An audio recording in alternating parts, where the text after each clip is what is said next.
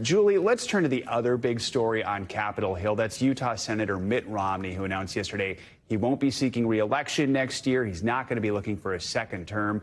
Talk to us about why he's stepping down. Well, there's a couple of reasons. And look, I was part of that lengthy gaggle that he held with reporters when he let us kind of pick through all the questions on our minds for why he could be leaving. And one of the main things he laid out was actually his age. He's in his mid-70s. He said he doesn't want to be in his 80s at the end of his second Senate term.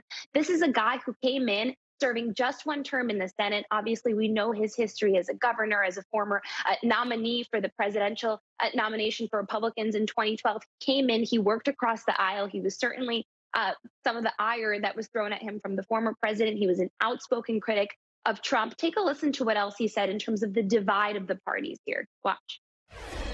But I do think that the times we're living in really demand the next generation to step up and express their point of view and to make the decisions that will shape our American politics over the coming century.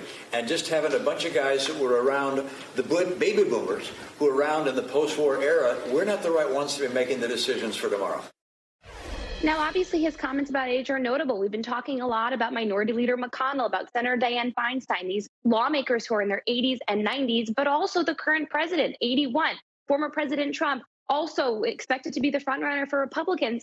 Romney said it would be great if both of them actually stepped aside, too. He also told me at the end that President Biden actually called him yesterday, and he was very generous and kind in his comments, Joe. Are we getting a sense from his comments of how much Trump and Trump's hold on the GOP is playing into this decision? Because, I mean, Senator Romney, if he wanted to get reelected, probably is going to get reelected in Utah, right?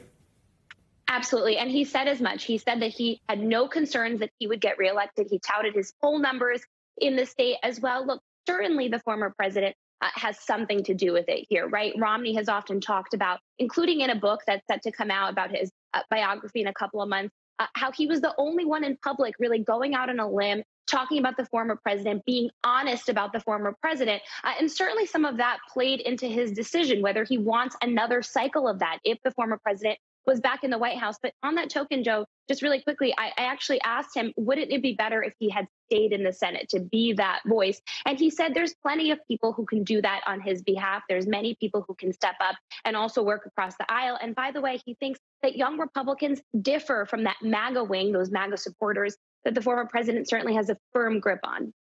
Julie Tsirkin, Julie, thank you so much. Thanks for watching. Stay updated about breaking news and top stories on the NBC News app or follow us on social media.